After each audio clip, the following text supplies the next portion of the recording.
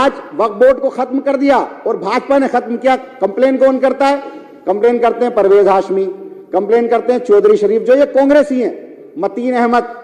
Congress complain करती है, भाजपा उस पर इंप्लीमेंट करती है, और एक एक इदारे को, मुस्लिम इदारे को खास करके कांग्रेस के जरिए भाजपा बर्बाद कर रही है। नरेंद्र मोदी जी को गिराने के लिए आरएसएस अब जो है राहुल गांधी को सपोर्ट कर रही है यात्रा के अंदर। दिल्ली वक्फ बोर्ड तबाह हो गया, वहां सैलरी देने वाला कोई नहीं है, सिग्नेचर करने वाला कोई नहीं है। उसका जो सीईओ है, सीईओ को प्रेशर कर रखा है उसने, एलजी ने, कि किसी भी कीमत पर अगर तुमने साइन कर दिया किसी भी चेक पे तो मैं छोड़ूंगा नहीं। मैं उलमाओं के जेलों के अंदर डाल रखी है, मौलाना कलीम सिद्दीकी, मौलाना उमर गौतम, उनको जेल के अंदर डाल रखा है। कांग्रेस आवाज नहीं उठाती, सिर्फ मुसलमानों को हमारे खिलाफ भड़काती। और ये भोले भाले मुसलमान बेचारे भूल गए कि ये वही कांग्रेसी हैं जिन्होंने मुरादाबाद, जिन्होंने बटला हाउस एनकाउंटर कराया था, जिन्होंने भागलपुर के अंदर कत्लेआम कराया। तो इन दोनों की हिस्ट्री एक जैसी रही है, वो उधर कत्लेआम करते हैं या उन्हें बचाते हैं। जैसे दिल्ली के अंदर ओखला में, सीलमपुर में, मुस्तफाबाद में, वहां भोले भाले मुसलमानों को इन्होंने बहकाया और वोट हासिल करके 9 सीटें जीत करके आ गए। क्योंकि कांग्रेस और बीजेपी हमेशा से ये एक दूसरे के भाई बहन और सपोर्टर रहे।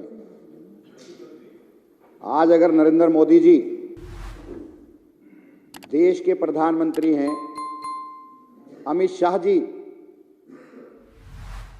अगर यहां के होम मिनिस्टर हैं, ये सिर्फ कांग्रेस की देन है। अगर 2002 के दंगों में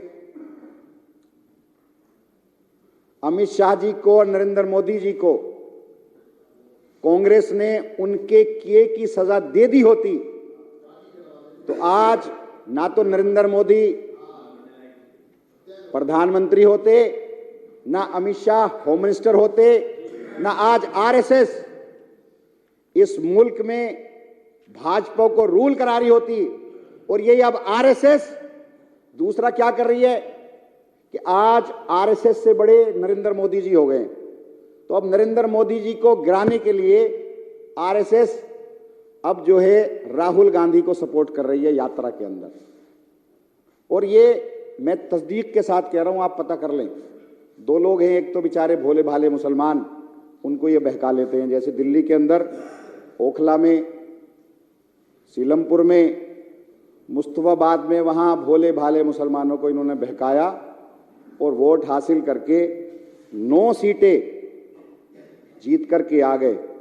और ये 9 की 9 सीटें अब ये भाजपा की सीट हैं, क्योंकि इन्होंने जब ये 6 तारीख को शपथ लेनी थी और मेयर का इलेक्शन होना था, तो उससे एक दिन पहले जो कांग्रेस के एमएलए रहे हैं, एक्स एमएलए सीलमपुर से मतीन चौधरी, उसका एक बयान आया कि कांग्रेस के 9 के 9 पार्षद हाउस से बाइकआउट करेंगे। और उन्होंने ऐसा किया भी, क्योंकि इनके बाइकआउट करने से फायदा किसको हो रहा है ये समझने की जरूरत है। कि जैसे सेंट्रल जोन है, सेंट्रल जोन के अंदर ये हाउस से तो बाइकआउट करेंगे, लेकिन जोन के अंदर जो कमेटी है, स्टैंडिंग कमेटी में, ये बीजेपी को सपोर्ट करेंगे। जैसे सेंट्रल जोन है, सेंट्रल जोन के अंदर 13 पार्षद हमारे हैं, 10 पार्षद बीजेपी के हैं, 2 इन्होंने नॉमिनेट कर दिए, 2 पार्षद कांग्रेस के हैं जो दोनों ओखला से हैं। और ये दोनों वहां राज्यपाल से बाकायदा इनकी सेटिंग हुई। किसी ने कहा कि इन्होंने 50,000 रुपए लिए, इन्होंने 50 लाख रुपए लिए, 50 लाख नहीं लिए, इन्होंने 1-1 करोड़ रुपया लिया। और मैं राज्यपाल को जानता हूं, राज्यपाल को ये सपोर्ट करनी है इनको वहां, और उसे वहां जिताना है। यहां पर ये बाइकआउट करेंगे तो फायदा किसको होगा, वॉकआउट करेंगे तो फायदा किसको होगा, भाजपा को। वहां स्टैंडिंग कमेटी में बाकायदा ये वोट करेंगे। और ये भोले भाले मुसलमान बेचारे भूल गए कि ये वही कांग्रेसी हैं जिन्होंने मुरादाबाद ईदगाह के अंदर मुसलमानों को कत्लेआम कराया था, जिन्होंने मल्याना के अंदर मुसलमानों को कत्लेआम कराया था, जिन्होंने हाशिमपुरा के अंदर कत्लेआम कराया था, जिन्होंने बटला हाउस एनकाउंटर कराया था, जिन्होंने भागलपुर के अंदर कत्लेआम कराया। तो इन दोनों की हिस्ट्री एक जैसी रही है। वो उधर कत्लेआम करते हैं या उन्हें बचाते हैं, ये इधर कत्लेआम करते हैं या उन्हें बचाते हैं। तो ये एक दूसरे के बहन भाई हैं और इसी को सपोर्ट करने के लिए कांग्रेस ने हमें जो है वॉकआउट करने का फैसला लिया और वहां पर सपोर्ट करने का फैसला लिया। अब मैं पूछना चाहता हूं भाई, ये कहते हैं कि हमें आम आदमी पार्टी के खिलाफ वोट दिया। भाई आम आदमी पार्टी के खिलाफ वोट नहीं दिया, आपने बेचारे को, भोले भाले मुसलमानों को बहकाया, हमारे खिलाफ भड़काया। हम मुसलमान बेचारे भूल गए कि आप तो वही हो जिन्होंने भागलपुर दंगे कराए थे, आप तो वही हो जिन्होंने हाशमपुरी दंगे कराए थे, आप तो वही हो जिन्होंने मासूम मलियाना के अंदर कत्लेआम कराया था, मंदिर मस्जिद के अंदर, ईदगाह के अंदर। मैंने अभी एक साहब थे, कहने लगे साहब हम तो आपसे नाराज़ हैं। मैंने कहा भाई क्यों नाराज़ हैं? कि साहब दिल्ली दंगे और मरकज़ की वजह से नाराज़ हैं। मैंने कहा चलो जी आपकी बात ठीक है, मैं मान लेता हूँ, लेकिन आप मुझे ये बताओ कि पंजाब के अंदर हमारी सरकार है, पंजाब में लुधियाने के अंदर या मलेरकोटला के अंदर ईदगाह के अंदर नमाज पढ़ते हुए मुसलमानों को अगर हम कत्लेआम कर दें तो आप हमें माफ़ करोगे? कि साहब हम माफ़ नहीं करेंगे। तो फिर मैंने कहा ये बताओ कि जब ईदगाह, मुरादाबाद ईदगाह के अंदर कांग्रेस की हुकूमत थी और वहाँ पीएसी ने मुसलमानों का कत्लेआम किया था, वहाँ से लाशें भी उठाकर नहीं आ पाए थे, तो आपने उनको माफ़ कैसे कर दिया? कहने लगे साहब हमसे तो गलती हो गई।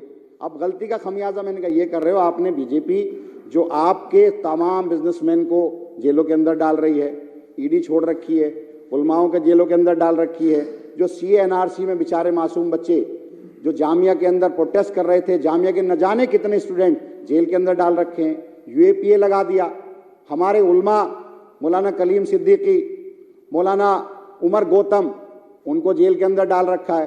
तो जितने भी हिंदुस्तान के अंदर मुसलमान बिजनेसमैन हैं या आलिम हैं या मुस्लिम लीडरशिप है, उन सब को बीजेपी खत्म कर रही है और उसमें कांग्रेस उनको कहीं ना कहीं सपोर्ट कर रही है। कांग्रेस आवाज़ नहीं उठाती, सिर्फ मुसलमानों को हमारे खिलाफ भड़काती है, जबकि हमने तो ऐसा कोई काम किया ही नहीं।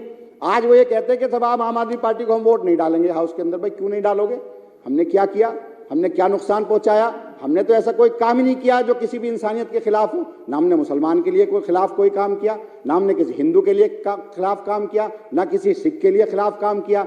आम आदमी पार्टी ने तो सबके लिए काम किया, चाहे वो मुसलमान हो, चाहे वो सिख हो, चाहे वो हिंदू हो। अगर हम इलाज दे रहे हैं तो सबको इलाज दे रहे हैं, हम पानी मुफ्त दे रहे हैं तो सबको पानी मुफ्त दे रहे हैं, हम बिजली दे रहे हैं तो सबको बिजली मुफ्त दे रहे हैं, हम अगर एजुकेशन दे रहे हैं, मैं खुद ओखला से आता हूं, सारी विधानसभाएं मुस्लिम भी हैं, हिंदू भी हैं, सिख भी हैं, ईसाई भी हैं, हर एक विधानसभा के अंदर हमने स्कूल बनाया, लेकिन हमने धर्म की राजनीति नहीं की। तो ये दोनों लोग जो हैं हमें आपस में मिलकर के एक दूसरे को सपोर्ट करके, सिर्फ इनका मकसद है कहीं ना कहीं आम आदमी पार्टी को नुकसान पहुंचाया जाए। और कांग्रेस का तो एजेंडा है कि बीजेपी जीत जाए, बीजेपी की सरकार बन जाए, लेकिन कांग्रेस भी आम आदमी पार्टी की सरकार ना बने। और ये जो हज कमेटी का मसला है कि हज कमेटी, ये जितनी भी कमेटियां, जैसे दिल्ली वक्फ बोर्ड है, मैं दिल्ली वक्फ बोर्ड का चेयरमैन हूं, दिल्ली वक्फ बोर्ड को प्री प्लान तरीके से पहले CBI में FIR दर्ज कराई गई सेम कंटेंट की, उसके बाद ACB में केस चला, मुझे गिरफ्तार कर लिया, अब वो ED में चला गया। तो अब आज वक्फ बोर्ड को खत्म कर दिया और भाजपा ने खत्म किया। कंप्लेन कौन करता है? कंप्लेन करते हैं परवेज हाशमी, कंप्लेन करते हैं चौधरी शरीफ, जो ये कांग्रेस ही हैं, मतीन अहमद। कांग्रेस कंप्लेन करती है, भाजपा उस पर इंप्लीमेंट करती है, और एक एक इदारे को, मुस्लिम इदारे को खास करके कांग्रेस के जरिए भाजपा बर्बाद कर रही है। आज दिल्ली वक्फ बोर्ड तबाह हो गया, वहां सैलरी देने वाला कोई नहीं है, सिग्नेचर करने वाला कोई नहीं है। उसका जो CEO है, CEO को प्रेशर कर रखा है उसने, LG ने, कि किसी भी कीमत पर अगर तुमने साइन कर दिया किसी भी चेक पे तो मैं छोड़ूंगा नहीं। मैं फाइलें कंप्लीट नहीं हो रही, बोर्ड मीटिंग करने के लिए मैं बोर्ड मीटिंग बुलाता हूं तो बोर्ड मीटिंग के लिए जो है बोर्ड मेंबर्स को बुला लेते हैं, ACB खत्म कर देता है, उन्हें बुलाते हैं, डांटते हैं कि बोर्ड में नहीं जाओगे। तो इदारों को खत्म कर रहा है। ऐसे ये जो है नॉमिनेटेड मेंबर सिर्फ इसलिए चुने जाते हैं ज्यादा, जैसे 7 मेंबर हैं वक्फ बोर्ड के अंदर, 3 नॉमिनेटेड हैं, 4 इलेक्टेड हैं। अब पहला नंबर क्या है कि आज इन्होंने हज कमेटी खत्म की, अगली बार ये वक्फ बोर्ड को खत्म करेंगे, उसके बाद माइनॉरिटी कमीशन को खत्म करेंगे, फिर तमाम मंडियों को खत्म करेंगे। ये सरकार की चीजें हैं, सरकार की एजेंसी, सरकार चलाती है इन सबको, और ये सरकार के डिपार्टमेंट है, सरकार की जवाबदेही है, चाहे वो वक्फ बोर्ड हो, चाहे वो मंडियां हो, चाहे वो हज कमेटी हो, चाहे वो माइनॉरिटी कमीशन हो, ये सबको टारगेट किया जा रहा है एक एक करके, और ये सिर्फ इसमें कांग्रेस इनको सपोर्ट कर रही है। तो मैं तो सिर्फ इतना कहना चाहूंगा कि कांग्रेस के भाइयों से मैं कहना चाहता हूं कि भाई आप हमें वोट करो, हमें क्यों नहीं वोट करते? हम और आप तो, अगर आप कहते हो हम सेकुलर राजनीति करते हैं तो हम भी सेकुलर राजनीति करते हैं।